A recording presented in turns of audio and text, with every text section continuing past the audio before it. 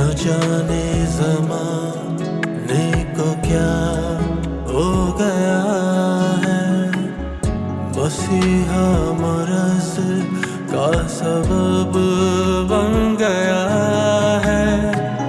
न जाने ज़माने को क्या हो गया है, मसीहा मरज़ का सबब बन गया है।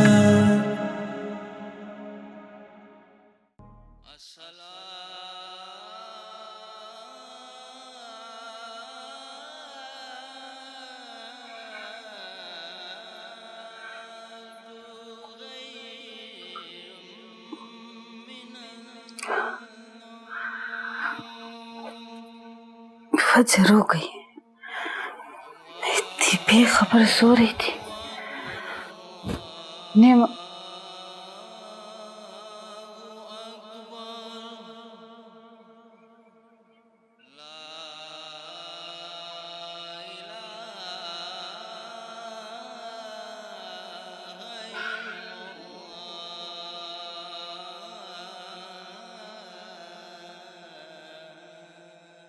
या अल्लाह मेरे नेमत को अपने अमान में रख, मेरा तो तेरे बाद वही एक सहारा।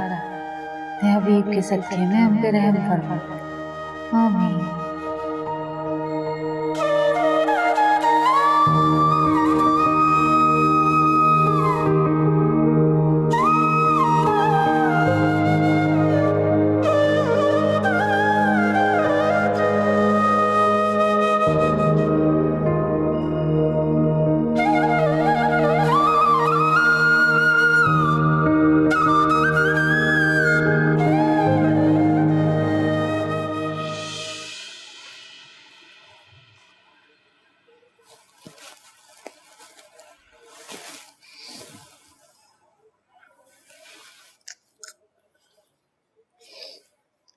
या अल्लाह, मैं नहीं जानती मेरे अम्मा बाबा कहाँ हैं,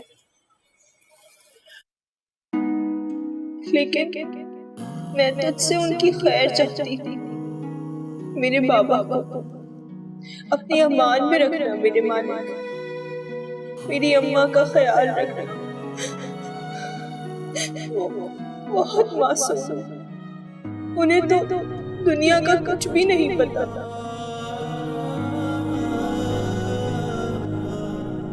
या अल्लाह, मैं रोज तुझसे एक ही दुआ करती हूँ।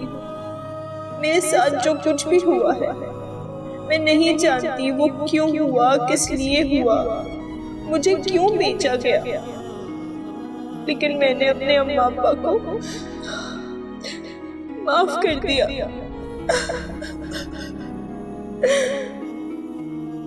मेरे बाबा ने मुझे कबूतर समझकर उड़ा दिया। मैंने भी खतरा देखकर कबूतर की तरह आंखें बंद कर दी, लेकिन अब मैं सब कुछ देख सकती हूँ।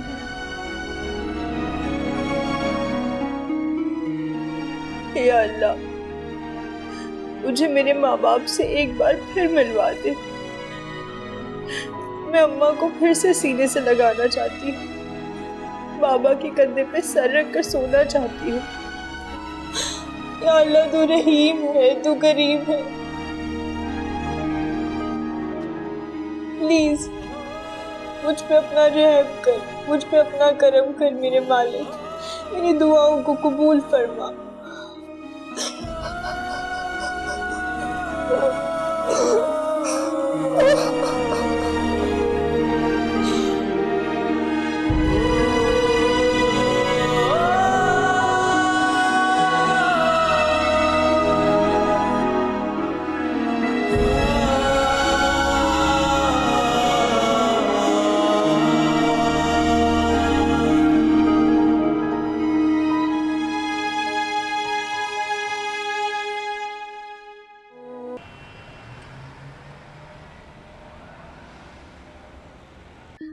आप बताएं, अब मजीद क्या करना है? आप जमानत जमा करवा दें, हम उनको रिलीज कर देते हैं। जमानत तो हो जाएगी ना, हमने केस फाइल कर दिया है।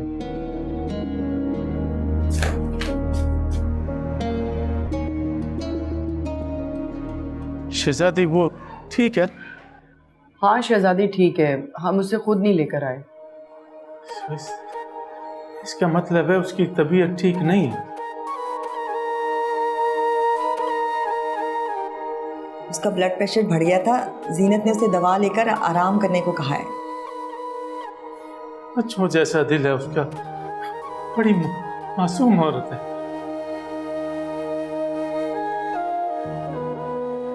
आप वकालतनामा साइन करवा दें ताकि जमानत हो सके। मुझे ऑर्डर है कि इसको आज ही जेल भेजना है। मुदई क्या चाहता है, इस बारे में आपकी कुछ बात हुई? मुदई का मुतालबा तो फांसी तक।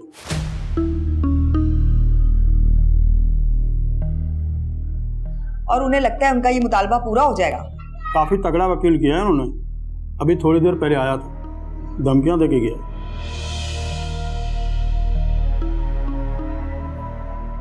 तो फिर ऐसे लोगों से हम रोज डील करते हैं। आप नेमत से वकालतनामा साइन करवा दें।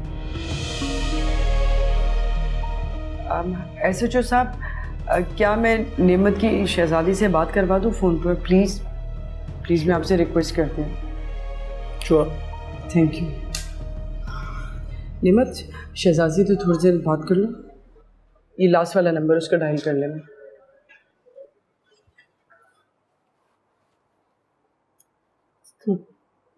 शहजादी तू ठीक है? तू ठीक है नेमत? हाँ, तू कैसी है? सारी रात लगता रहा कि तू मेरे बराबर में सो रहा है। सुबह उठी तो बिस्तर खाली था। पता नहीं तेरे बगैर कैसे रह रही हूँ मैं नेमत। तो फिक्र नहीं कर, बस 2-4 दिन में मेरी जमानत हो जाएगी ना तो मैं वापस आ जाऊंगा।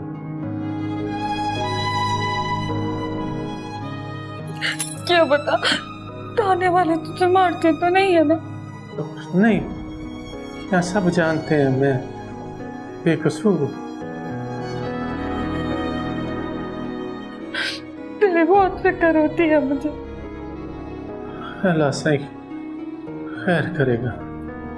ख्याल रखना डॉक्टर साहबा का और अपना भी। ये बहन है हमारी। रखूंगी।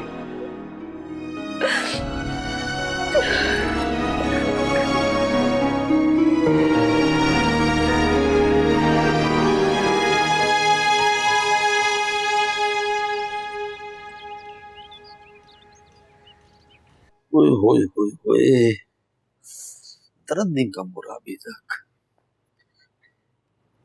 अल्लाह,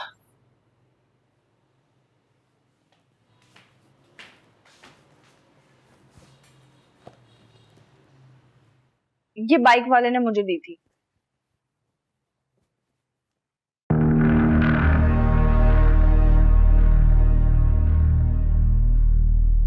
अरे इस फाइल को तो मैं उस दिन ढूंढ रहा था, मैं समझा खो गई। तुम्हारे पास थी? मैंने संभाल के रख दी थी। जानती हो ये क्या है? हाँ, आपकी जायदाद के कागजात। फिर तुमने सोचा नहीं कि मैं अपने नाम करा लूं इसे?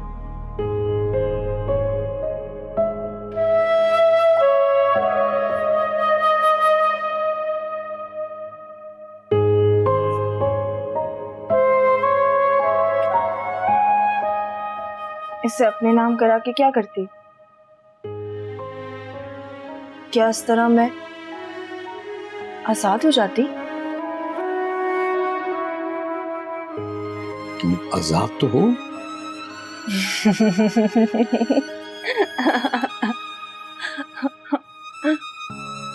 चले फिर पिंजरा खोल के देखते हैं कि उन परों में उड़ने की कितनी सख्त है।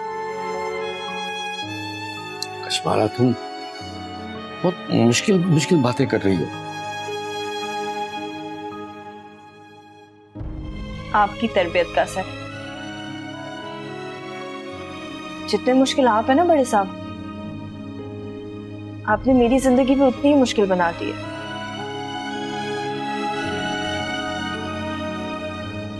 तो मैं आसान बातें कैसे कर सकती हूँ? कश्माला, मुझसे खफा हो?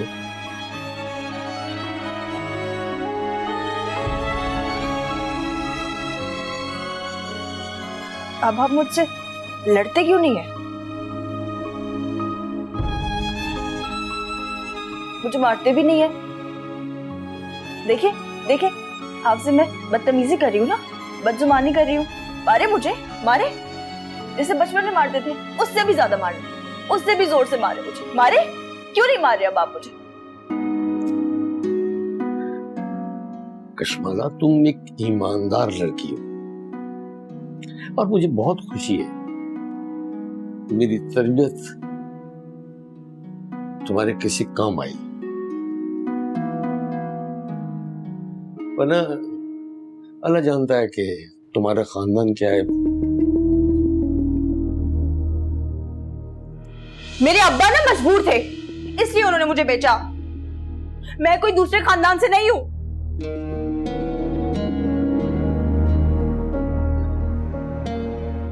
ये तो तुम कह रही हो ना, जो मुझे पता है कि तुम्हारे बाप और तुम्हारी माँ ने तुम्हें बेचा, बस।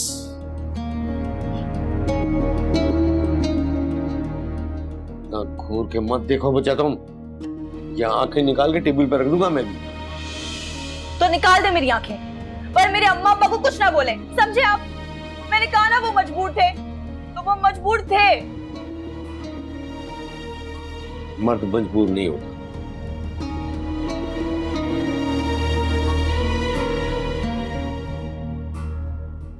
अगर पैसा हो ना, तो हर आदमी खुद को मर्द समझने लगता है।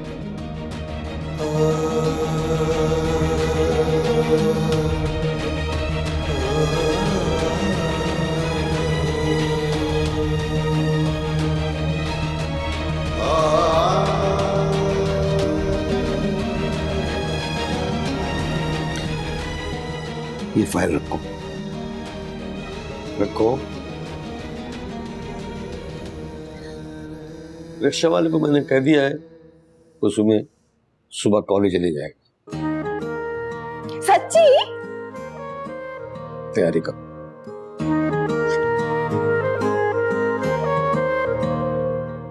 मगर आपकी तबीयत? मेरी फिक्र मत करो तुम, मैं ठीक हूँ बिल्कुल। वैसे ही तुम्हारी पढ़ाई का बहुत हर्जा हो चुका है। यहाँ जिंदगी का हर्ज हो चुका है और आप पढ़ाई की बात कर रहे हैं।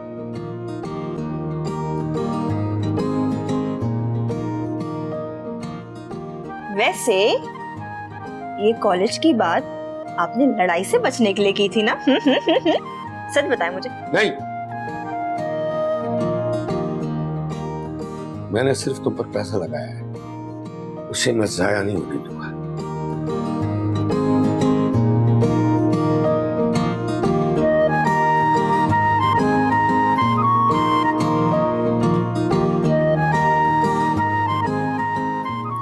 बदतमीज, बस समय।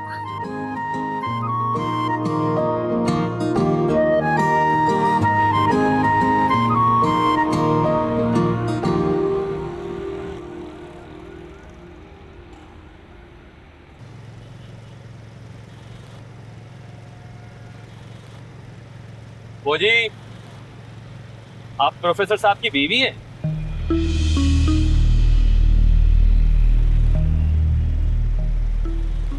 जो काम करने आए हो ना, उस पे ध्यान दो तुम, समझे? असल में वो ना, मैं प्रोफेसर साहब को ना बहुत सालों से जानता हूँ। इनके बच्चों को स्कूल भी नहीं लेकर जाता था। तो स्कूल छोड़ते थे तो मैं क्या करूं? बड़े प्यारे बच्चे थे जी। होंगे। आप प्रोफेसर साहब की बीवी है, वो मैंने इसलिए पूछा कि भाभी जी को ना मैं जानता था बच्चों की वजह से। अच्छा, बड़ी अच्छी औरत थी जी। होंगी। वो तो जब उनकी मासूम बच्ची का अचानक से एक्सीडेंट हुआ ना, उसके बाद उस घर की खुशियां जैसे उस बच्ची के साथ ही चली गई। एक्सीडेंट कैसे हुआ? वो ना, उनकी बच्ची ना बहुत जिद्दी थी। माँ के लाड प्यार ने उनको सर पे चढ़ाया हुआ था, किसी की एक नहीं सुनती थी। अरे अरे मुझे तुम्हारी आवाज नहीं आ रही है, साइड पे रोको, फिर पूरी बात बताओ तफसील से। रोको रोको। जी जी।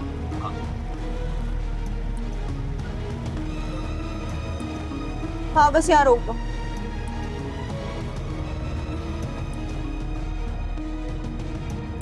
हाँ अब बोलो। वो जी, सोनिया बेबी ना बहुत जिद्दी थी। माँ के प्यार ने ना उसे सर पे चढ़ाया हुआ था। साहब जी उसको बहुत समझाते थे कि बेटा रोड पे ना हाथ पकड़ कर चलते हैं, गाड़ी कहीं से भी आ सकती है, लेकिन सोनिया बेबी किसी की एक नहीं सुनती थी। अरे ये बताओ एक्सीडेंट कैसे हुआ था? वो तो जी, मैं उनको स्कूल से लेने गया था। साहब जी भी मेरे साथ थे, भाभी जी भी थी। वो स्कूल में माँ बाप को बुलाते हैं ना। हाँ हाँ वही पेरेंट्स मीटिंग। फिर उसके बाद मैं रोड की उस साइड पे खड़ा हुआ था, ये रोड की उस साइड से आ रहे थे ना। सोनिया बेबी ने मुझे देखा तो साहब जी का हाथ छुड़ाकर मेरी तरफ भागी। साहब जी उनको पकड़ने के लिए उसके पीछे लगे तो वो और तेज कर मेरी तरफ दौड़ी। उस तरफ से सुजुकी आ रही थी और सुजुकी ने ना सोनिया बेबी को टक्कर मार दी। जब तक हम सोनिया बेबी को देखने के लिए भागे तब तक सुजुकी वाला भाग गया। ओ मेरे खुदा। हम अस्पताल जा रहे थे कि रास्ते में ही सोनिया बेबी का इंतकाल हो गया।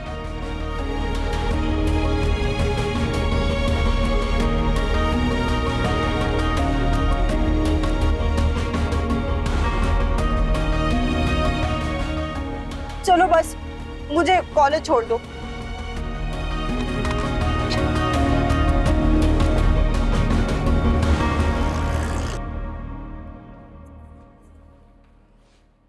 वो डॉक्टर साहबा मेरी बात हुई है कामी भाई से, प्रोफेसर साहब की बेगम को कॉलेज छोड़ के आ रहे। हाँ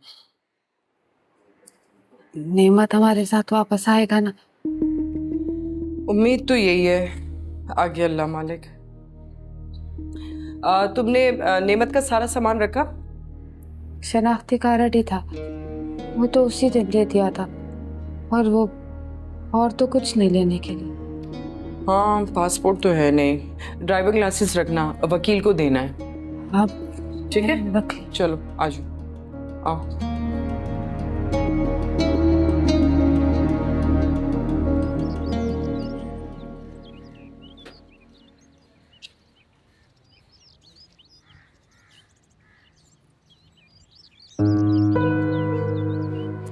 कामी भाई तो अभी तक नहीं आए।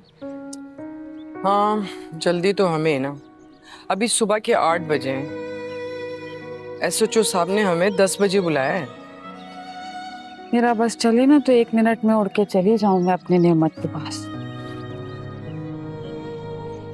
तुम पहली दफा उससे अलग हुई हो ना? पिछले 20 सालों में सिर्फ 2 दिन अलग रहे, वो भी जब कशमाला पैदा हुई थी ना तो डॉक्टर साहबा ने मना किया था। छावाहट में थी ना मैं। तुम दोनों ने मुझ पे जो एहसान किया है ना, मैं कभी भूल नहीं सकती। अभी तो आपको और हिम्मत करनी है। मुझे फिक्र करने की कोई जरूरत नहीं है, तुम दोनों हो ना मेरे साथ। वैसे वो पुलिस वाले साहब ने जैसे आपकी मदद की है ना और आपको मुश्किल से निकाला है, बहुत कम लोग होते हैं दुनिया में जो औरत को इज्जत दे।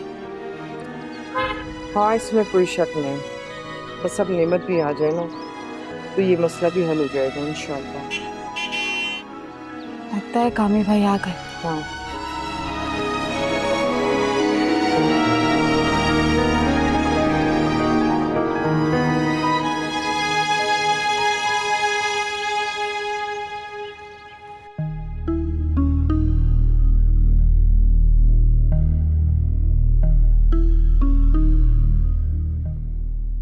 मैं जानती हूँ आपका बेटा भी और बेटी भी।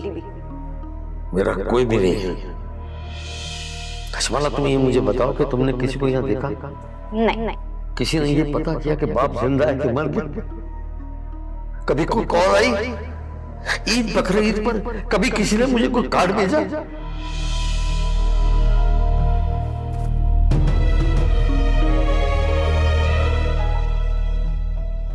अरे ये बताओ एक्सीडेंट कैसे हुआ था?